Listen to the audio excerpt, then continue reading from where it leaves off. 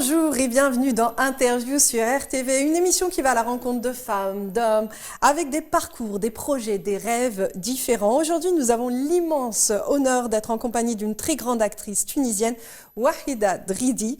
Vous l'avez vue dans le rôle de Khadija dans la série télévisée Pour les beaux yeux de Catherine ou encore dans Ouled de Moufida et tant d'autres encore. Elle est aussi professeure et comédienne de théâtre. Wahida Dridi, bonjour. Bonjour. Heureuse de vous accueillir sur RTV dans l'émission Interview. Interview, c'est le portrait. Donc, on va faire aujourd'hui votre portrait. Donc, avant de rentrer dans le vif du sujet, de poser des questions sur justement votre parcours professionnel, là, on aimerait savoir votre parcours personnel. Alors, personnel, je suis tunisienne. Je suis née à la Médina de Tunis. J'avais la chance de vivre dans ces quartiers avec les maisons arabes, avec la tendresse et la chaleur des gens autour de moi. Et puis j'ai fait le parcours de l'enseignement primaire, secondaire et faculté. Donc j'ai une maîtrise en langue, littérature et civilisation arabe, plus master de théâtre. J'ai fait une formation en archéologie islamique et j'ai fait une formation en sciences d'éducation moderne, plus formation autre pour développement culturel. Et après, donc j'ai fait aussi une carrière de sportif. J'étais à l'époque, à l'âge de 18 ans, championne, une des championnes de la Tunisie en arts martiaux. Donc c'était ça. Maintenant, je suis une maman, j'ai 2 enfants, donc j'ai un garçon de 20 ans et une fillette de 16 ans. Donc ils terminent bien sûr leur parcours d'enseignement. Dans ma vie, je suis la directrice du Palais Abdelia. C'est un centre international pour la culture et les arts, chapeauté par le ministère des Affaires culturelles tunisien. En parallèle, je suis comédienne de théâtre, cinéma, télévision. Je suis écrivaine, j'écris des pièces de théâtre. Et je fais aussi la mise en scène pour le théâtre. Alors, c'est vrai qu'on vous a vu dans Ouled Moufida, dans Les beaux yeux de Catherine, mais je sais que vous avez fait d'autres apparitions dans d'autres, justement, films. Vous pouvez nous en parler? Oui, ben, j'ai commencé à l'âge de 25 ans. C'était hier. Oui, bien sûr. Ben oui. C'était hier. Et donc, j'ai commencé avec Feuilleton Nissa Jahirat, femme célèbre. C'était la réalisation de Madame Salma Bakar, elle est très connue. C'est une des premières réalisatrices du monde arabe. Et puis j'ai fait Hama Omar, après Hukm al-Ayyam, après il y avait Masmo She'ar, c'est une aussi émission, comment dirais-je, documentaire, fiction, où on cherche les noms des poètes arabes. Puis j'ai fait des Karaït, les souvenirs, et puis en 2001 j'ai fait Jean de Bel Hakim, j'ai fait Atra al-Ghadab, Hasabat Aqabet, Zawj al-Khamsa, Aqfas Bila Tuyur, Maktoub. Bon, la liste est longue. Quel rôle vous avez préféré jouer? Pour moi, tous les rôles me concernent parce que je prends les rôles, même si ce sont des rôles négatifs, je cherche des excuses pour ces rôles et je dois aimer ces rôles pour que je puisse les présenter. Et donc, j'aime tous ces rôles. Il n'y a pas quelque chose de préféré. Mais sur le plan théâtre, oui, j'ai un rôle que je préfère. J'ai joué le rôle de Kehna Amazir, Kehna al-Barbaria. Donc, je l'ai fait. J'ai fait des recherches pendant une année. J'ai monté le texte. J'ai écrit le texte avec un poète tunisien. Et j'ai présenté cette dame que j'admire énormément. Et donc, ce personnage, j'admire énormément. Et donc, c'est le personnage que je l'aime énormément. C'est la femme guerrière que vous aimez? C'est la femme combattante? C'est la femme combattante, c'est la femme patriote, c'est la femme belle, c'est la femme qui aime la vie, la femme qui a vécu toute sa vie comme elle veut, c'est la femme qui a du pouvoir aussi, et c'est comme ça. Donc j'admire tout. Ouais, vous aimez ce côté-là de la femme qui se met en avant, parce que je sais que vous venez à Paris former donc des femmes aussi à l'art justement du théâtre, de la communication. Vous aimez énormément former les autres.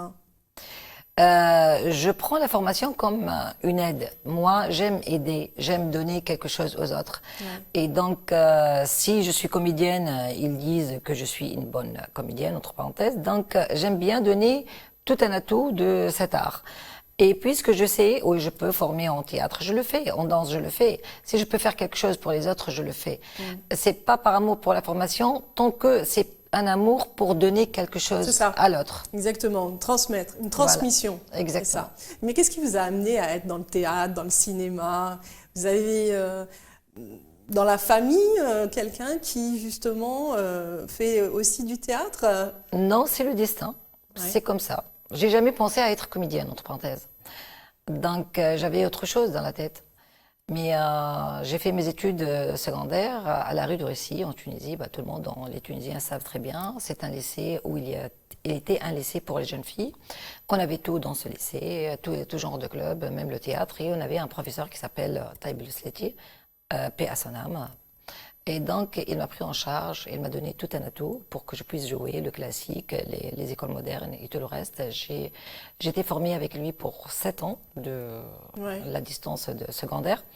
Et puis, je suis allée vers la fac et là, on a créé des clubs de théâtre. Et donc, quand j'ai créé les clubs de théâtre, avec bien sûr des collègues et à l'université, et donc, on a présenté des pièces de théâtre universitaires. Et là où il y a Monsieur Mohamed Idriss, le grand Mohamed Idriss, qui était le directeur du Théâtre National, et qui m'a vu.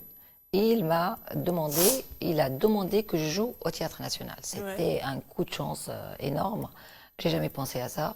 Et grâce à lui, et je lui dis merci beaucoup. Donc c'est grâce à lui que j'ai commencé le parcours de théâtre professionnel à partir du Théâtre National. Et là, il y avait les gens qui font les critiques théâtre, qui ont parlé trop dans les journaux d'une comédienne qui va avancer petit à petit, qui sera une comédienne intéressante. Et là, j'ai continué le parcours comme comédienne de théâtre. Après, j'ai fait la télévision et après le cinéma. Quels films vous ont inspiré, en étant jeune, quel film ou acteur vous a inspiré le plus? Même actrice d'ailleurs. J'ai aimé énormément d'acteurs de l'époque ancienne. Et donc, Majd al-Khatib de l'Égypte, je l'adorais.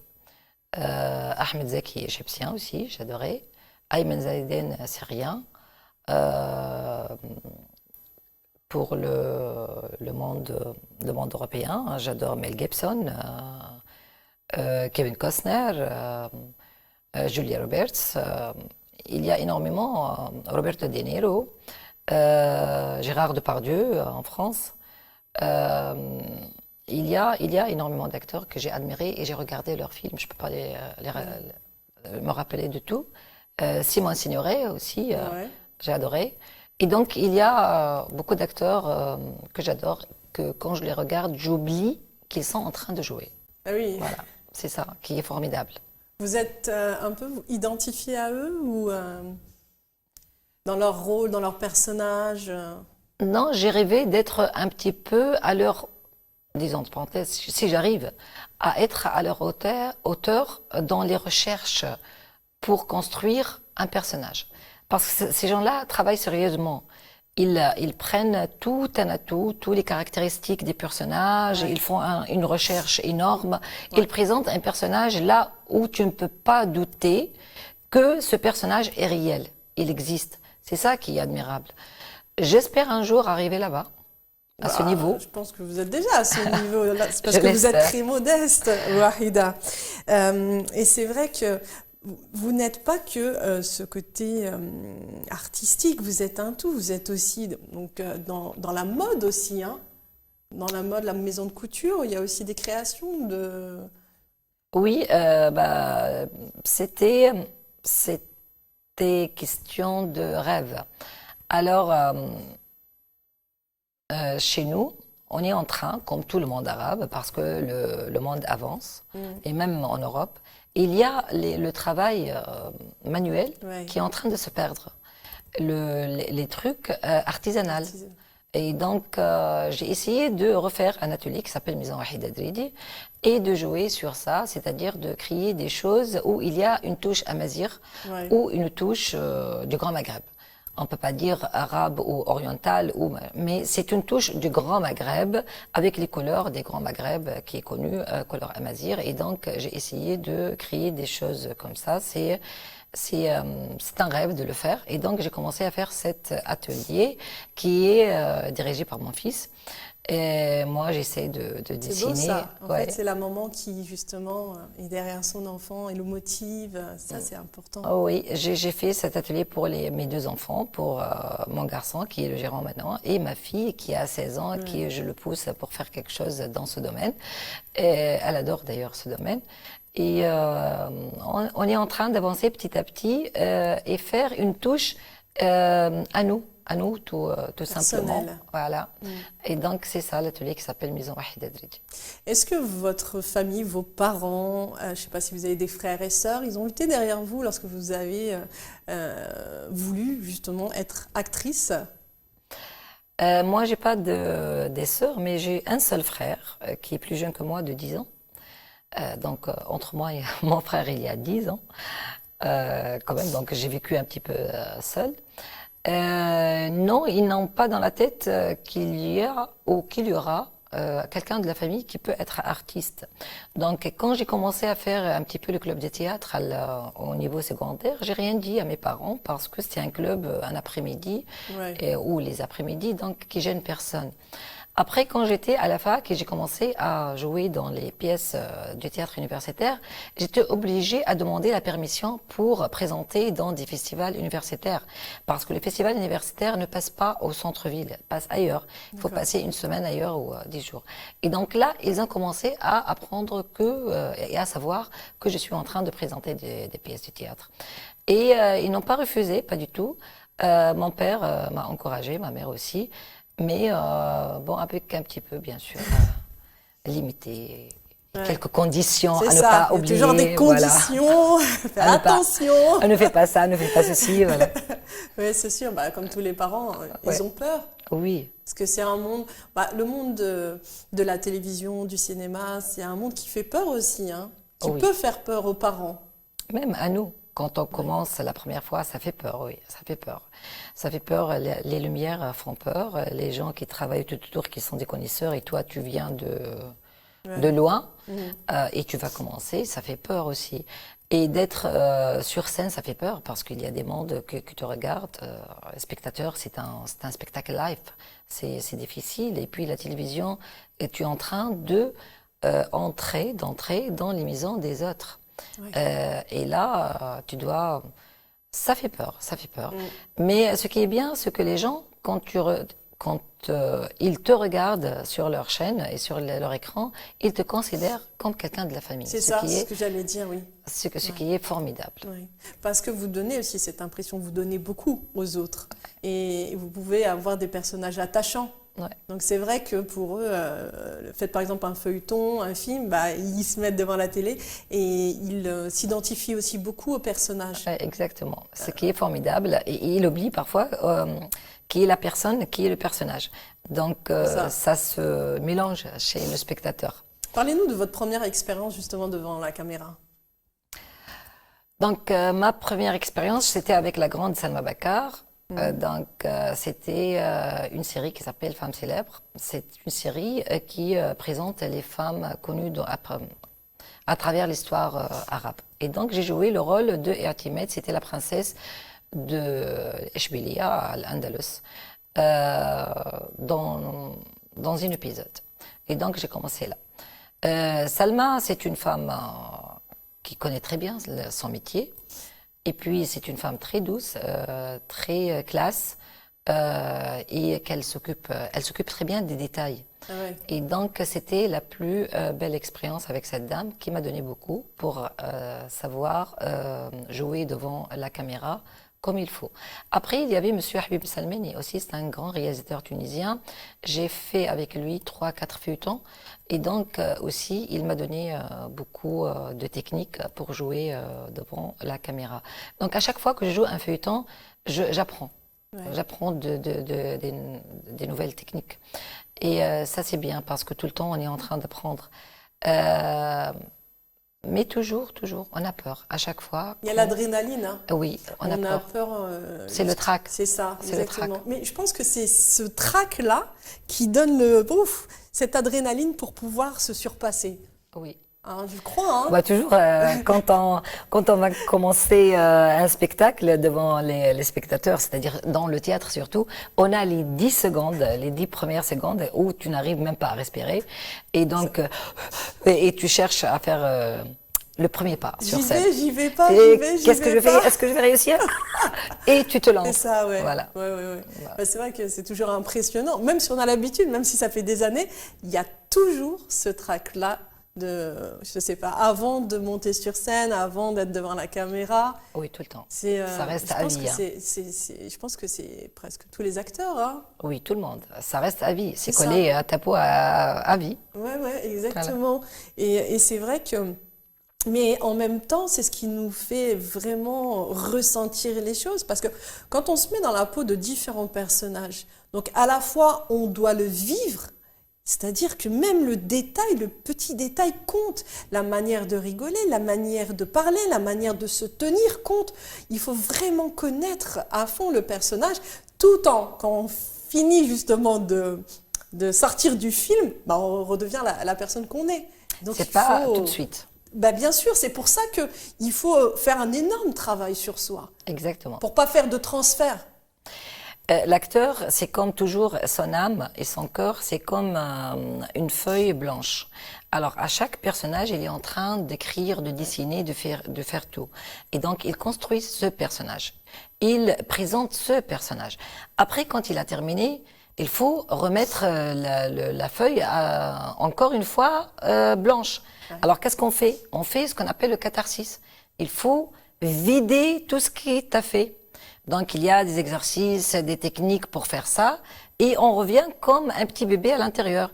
Tu essayes de te retrouver toi-même. C'est ça. Après, on va construire un autre personnage après, mais ça demande un petit peu du temps selon le ton que tu as joué. Par exemple, si on joue un personnage dans un feuilleton pour une saison, c'est une seule saison. Et si on joue 5-6 ans comme Aoulad Moufid, ça demande plus de temps pour sortir du personnage. C'est quel genre d'exercice? Bah, il faut monter sur scène. Il faut faire des exercices d'improvisation à partir d'une situation. Et à chaque fois, il y a une petite caméra comme ça, ou quelqu'un qui est avec toi, qui va te diriger. Et tu vas essayer de jouer. Et à chaque fois que tu joues, il y a quelque chose qui sort d'un personnage. Geste, regard, voix, vocalise. Lorsque tu vas jouer ça, la personne qui est avec toi ou la caméra va t'enregistrer. Alors, quand tu regardes ce que tu as fait, tu trouves quelque chose d'un personnage. Tu as pris ça d'un personnage. Alors, il faut le vider. À chaque fois, tu vides. Alors, tu rejoues jusqu'au que tu perds la notion du personnage.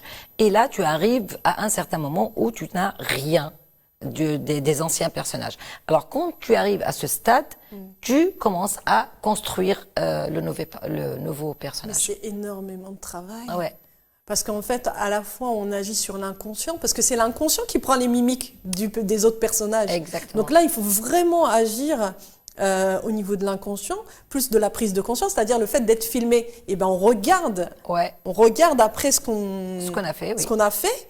Et c'est vrai que quand on joue, comme vous, plusieurs personnages, à la fois au cinéma, à la télévision, au théâtre, c'est énorme. Oh oui, et ça prend du temps, oui, mais c'est beau à faire. On aime ce qu'on est en train de faire, oui. C'est ça, c'est ce que vous aimez, vous aimez jouer. Oui. Qu'est-ce que vous aimez le plus, justement, dans le fait de faire plusieurs personnages, plusieurs rôles? On a des personnages... Dans la vie, là, tu aimes un personnage. Tu es un autre. Tu acceptes un personnage. Tu refuses un autre.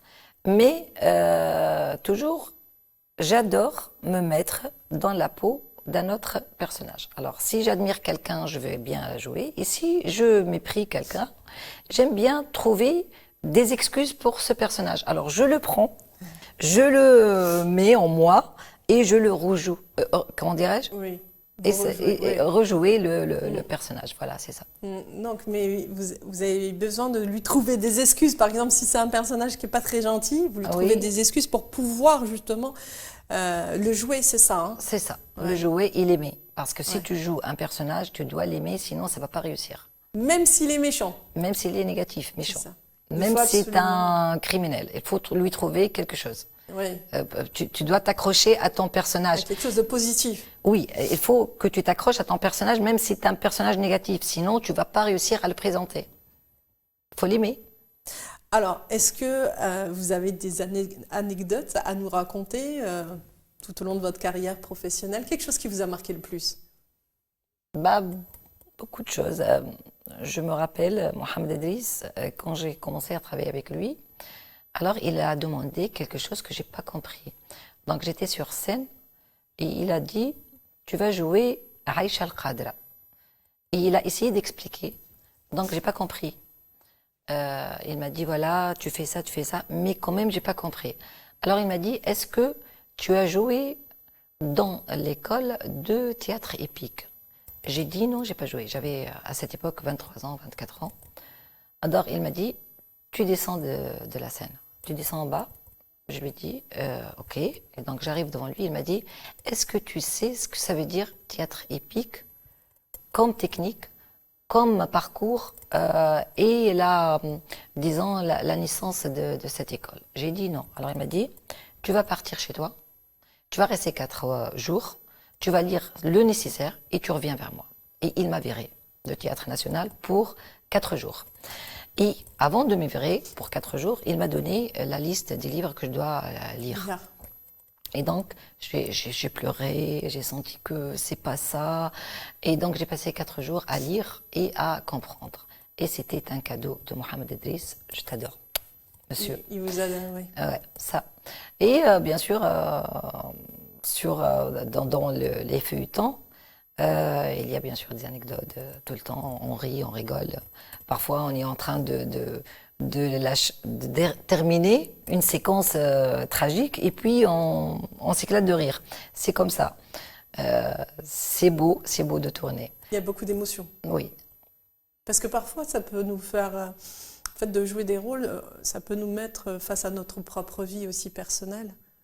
Ça, c'est fondamental parce que si tu veux jouer Anita, tu vas chercher dans les cases de ton cerveau, dans les cases de souvenirs. C'est ça ce qu'on appelle la méthode de Stanislavski, c'est-à-dire de chercher dans tes souvenirs, dans ton âme, quelque chose qui ressemble à ça. Et d'habitude, les situations se ressemblent. Et donc, tu tires quelque chose et tu te concentres. Et tu arrives à mettre les deux événements qui se fondent. Alors, ce qui est réel, qui a passé au passé, et ce qui est en train de passer dans la séquence. Et là, tu réussis à jouer. C'est comme ça, c'est la meilleure méthode pour jouer, d'ailleurs. Il y a énormément de choses pour être un bon acteur. Ouais. Donc, c'est énormément de travail. Parfois, on regarde les films et tout, on n'a pas cette conscience du travail qu'il y a derrière. C'est énorme, en tout cas. Wahida Dridi, c'est vrai que là, c'est la fin de cette émission. On pourrait en parler pendant des heures, tellement vous êtes multipotentiel. Merci. Donc, on rappelle que vous êtes venu ici à Paris, vous allez faire des masterclass de théâtre, de danse thérapeutique, d'acting pour les jeunes. Donc tout ça en partenariat avec la Maison de la Tunisie, hein, c'est ça? C'est ça. Donc on va créer avec la Maison de Tunisie des ateliers pour tout le monde. Donc il y aura un atelier de théâtre pour les étudiants. C'est pas que les étudiants tunisiens, c'est du Grand Maghreb et d'autres nationalités puisqu'on se trouve au CT universitaire. Et puis il y a l'atelier de danse thérapeutique pour les femmes, seulement pour les femmes, pour évacuer leur stress. Et puis, il y a notre atelier acting, cinéma, et même il y a des séances d'apprendre la langue arabe pour les 3e ou 2e générations ou pour les étrangers chez nous à la Maison de Tunisie. Donc, je serai là en partenariat avec la Maison de Tunisie. Soyez nombreux et je vous attends avec un grand amour et avec une très belle générosité. Merci beaucoup, Wahida Dridi, de vous être mis à nu pour nous, justement, pour ceux qui nous suivent sur RTV. Vous êtes vraiment bienveillante, lumineuse et continuez à transmettre cette lumière à tous ceux qui viendront faire vos masterclass. Merci beaucoup. Merci Enda, je tiens à te dire que tu es toujours rayonnante, une belle voix, une manière d'accueillir les invités très chaleureuse. Merci beaucoup, merci à la chaîne et je suis honorée de passer avec toi. Merci beaucoup. Je vous dis à très bientôt et merci de nous avoir suivis pour cette émission interview de Wahida Dridi. Vous voyez, une belle âme et je suis très contente en tout cas d'accueillir ici que des belles âmes. Je vous dis à très bientôt. Au revoir.